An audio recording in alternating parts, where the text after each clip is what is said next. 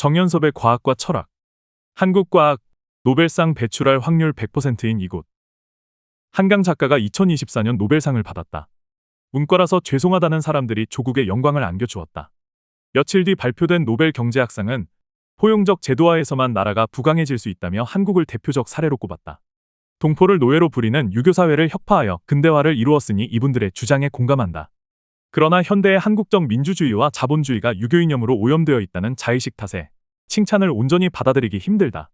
과학 분야로 한정하면 한국의 과학정책이 서구 과학제도를 흉내내며 따라가고 있지만 한국적 자본주의에 뿌리를 내릴 수 있을지 회의적이다. 국가 예산을 연구 분야에 집중하는 등 다방면으로 노력하지만 과학 분야에서는 노벨상 수상 소식이 없다. 과학 분야 노벨상은 생리의학상, 물리학상, 화학상 등 3개다. 네이처지는 노벨상 추천자들이 북미나 유럽인에게 편중되어 타지역 과학자들이 불이익을 받고 있다는 기사를 낸 적이 있다. 그렇지만 한국의 유력 후보자들은 이번에도 자격이 있는 사람들이 노벨상을 받았다는 고백을 한다. 모차르트의 재능을 알아봤던 살리에르처럼 필자도 과학 탁월성을 평가할 수 있는 수준은 되기에 이런 한국 과학자의 고백이 겸손으로만 보이지는 않는다. 뛰어난 과학적 성취는 어디서 나오는가?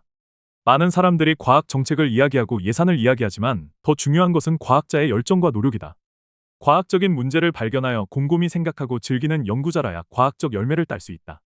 의무감이나 더욱이 욕심에서는 창조성이 나올 수 없다. 아이작 뉴턴과 알베르트 아인슈타인은 인류 과학사에서 독보적인 존재이다. 뉴턴은 고전력학과 중력을, 아인슈타인은 상대성 이론을 발견했다. 뉴턴은 업적을 인정받아 국회의원이 되었고 조폐공사 국장의 자리를 얻었지만 이 자리에서 한 일은 거의 없었다. 과학자 뉴턴은 연금술에 빠져 밤낮으로 유황을 지지고 볶았으며 예수 재림의 날을 계산하느라 주파나를 튕기기도 했다.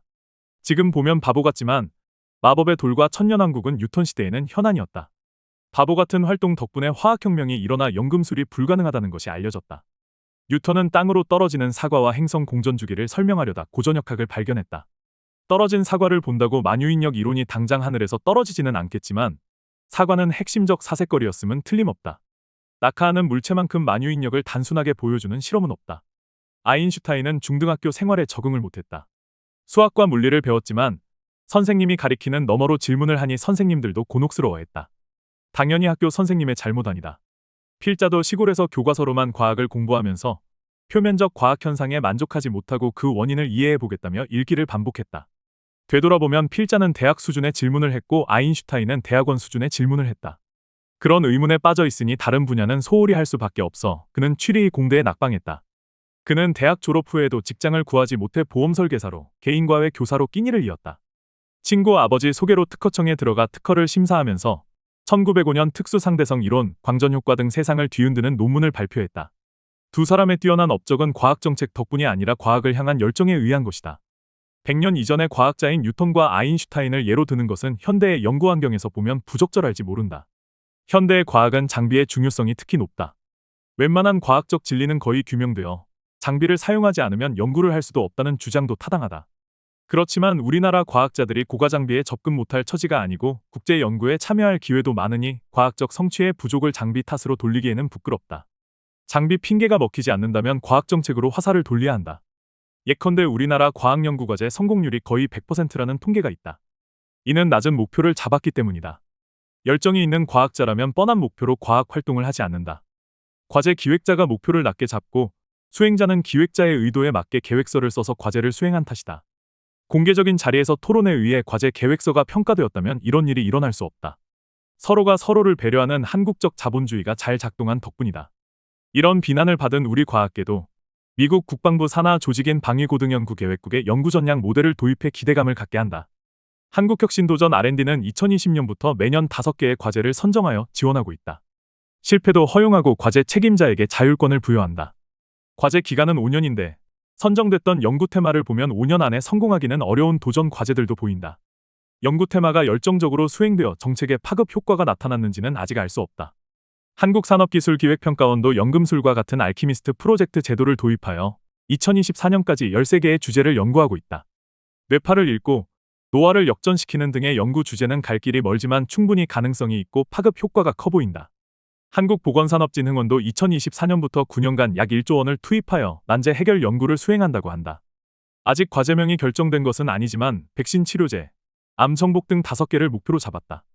시작 전부터 제시된 복잡한 선정 프로세스는 도전성과는 거리가 있는 듯하다. 첫 술에 배부를 수는 없다. 이들 3개 정도의 제도와 공간에서 혁신적 연구를 할 수 있는 여건은 마련되었다. 그렇지만 미국에서와 같은 탁월한 성과가 나올지는 의문이다. 제도를 잘 만들어 놓아도 과제를 선정하고 평가하는데 구태의연한 방법이 적용된다면 열매는 뻔하다. 열정적인 수행자만큼 혁신적 평가자와 기획자들도 중요하기 때문이다. 현대의 우리는 500년 동안 유교 문화에 세뇌되어 적극적으로 뿌리치지 않으면 유교적 사고가 생각 곳곳에 슬그머니 파고든다. 조선시대에는 한양으로 가서 과거 시험을 쳤듯 지금도 사람들은 집값이 오르는 수도권으로 몰리고 돈이 되는 의대로 몰리고 권력이 있는 법조계로 몰린다. 종종 세태의 편승에 자신의 존재감을 발휘하려 든다. 한번 진입하면 경쟁과 도태를 허용하지 않는다. 이번 노벨 경제학상 수상자는 착취적 제도에서는 발전이 없다라고도 했다. 유교 문화에서 수많은 개혁이 일어났지만 조선을 변화시키지 못했다. 자신의 밥그릇을 백지신탁하지 않은 자에게서 나오는 정책은 사회를 위하는 척하지만 오히려 사회를 퇴보시킨다. 한국의 과학기술 정책도 마찬가지다. 해외로부터 도입된 도전적인 제도들도 착취적 유교적 가치와 섞인다. 경쟁을 회피하는 패거리 자본주의는 혁신적 제도마저 변질시킨다. 그래도 암울해할 필요는 없다. 기초과학연구원이 수행하는 연구단 제도에 희망이 보인다. 기초과학연구원은 물리학, 화학, 수학, 생명과학, 지구과학 분야에서 30개의 연구단을 세워 새로운 진리를 창출하고 있다. 이들 연구단에서 발표되는 연구 실적은 수준이 상당히 높고 세계를 선도한다. 과학 분야에서 한국이 노벨상을 받는다면 이 연구단에서 나올 가능성이 거의 100%다. 우수한 과학 기술자들이 포진해 있고 연구 폭도 넓다. 무슨 제도의 개선은 한 해의 결실을 보고 변경해야 한다. 무럭무럭 자라는 여름에 식물을 옮겨 심으면 바로 고사하듯이 과학도 그렇다. 결실이 나올 때까지 지켜보고 제도를 바꾸지 말아야 한다. 더 바라기는 과학자는 과학정책 자체를 있게 해주면 좋겠다. 과학자들이 스티브 잡스처럼 바보같이 과학 현안에만 몰두하는 자세로 남게 해주면 좋겠다. 더 칼럼니스트